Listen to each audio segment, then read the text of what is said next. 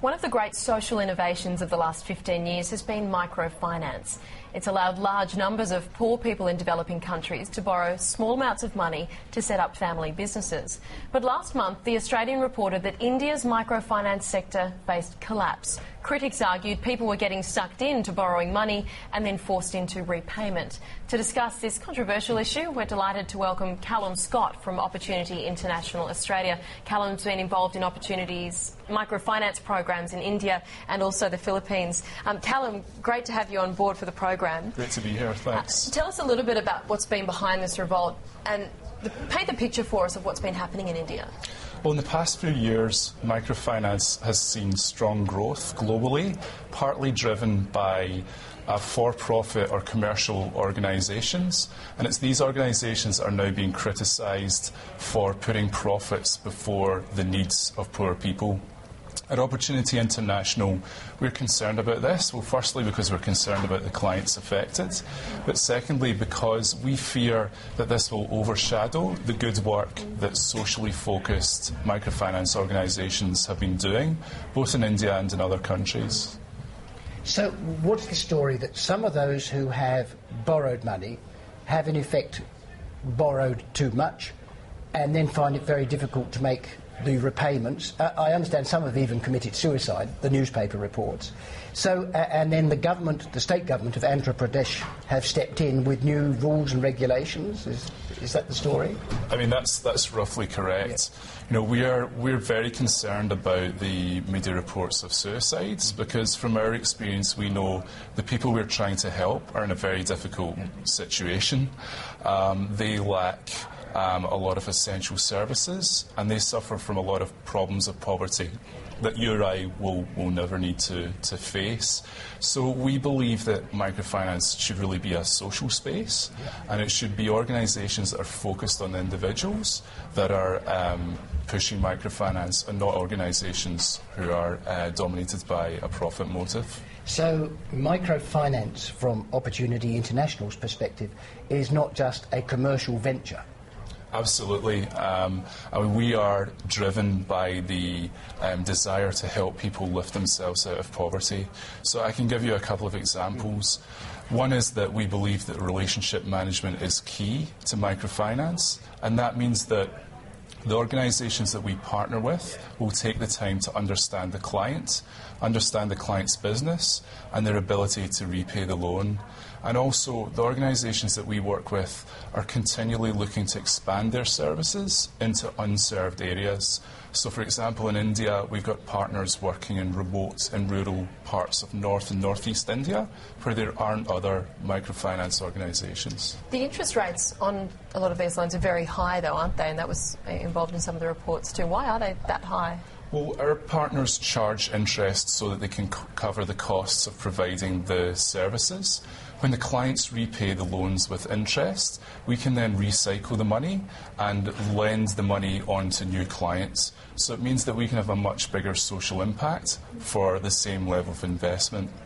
So we are concerned that our partners are sustainable, but the big difference is that socially focused organisations won't then withdraw those profits from the organisation. If there's any surplus, that surplus will be fed back to the clients, either through reduced interest rates or by investing in other services such as health and education. So interest rates run at what, about 28% in the microfinance industry in India, roughly? There's a range of interest rates. That would be in the range. It depends on the cost of doing business in that area. What you're saying, that reflects the cost of making small loans from organisations like yours, then all the surplus goes back into more loans. Is that the key thing that distinguishes it from, for example, a loan shark in the village? It's not the only thing that distinguishes it from a loan shark. I mean, the costs are high because if we're making 10 loans of $100, the cost of delivering that is higher than one loan of $1,000. But as well as that, you know, we'll go the extra mile to help clients with financial literacy training.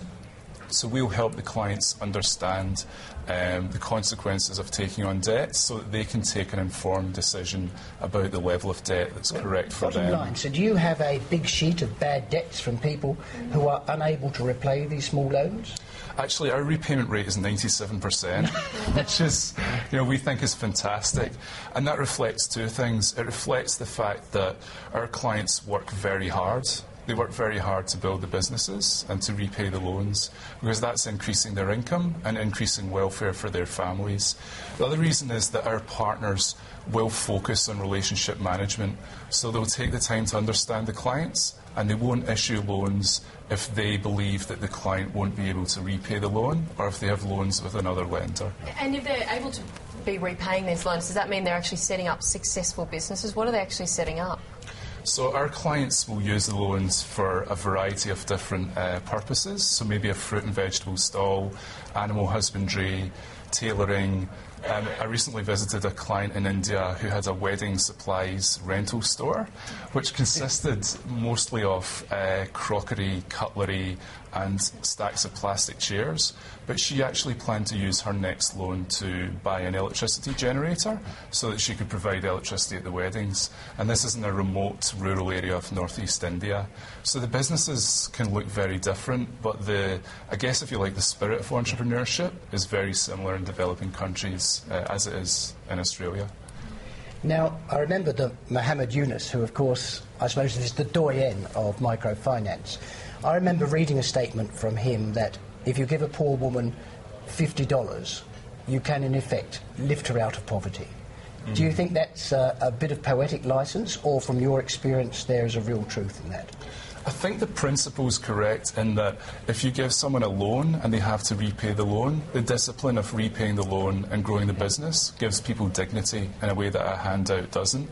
I think people go through different paths to lift themselves out of poverty. Many of our clients will need a number of loans before that they can actually be lifted out of poverty. What I would say is that microfinance isn't a miracle solution to poverty. It's part of the solution, we believe, and where organisations focus on the client and are socially focused, we feel that going forward it will be a really big part of that solution. Callum Scott from Opportunity International, thank you very much. Thank you. Thank you. Thanks.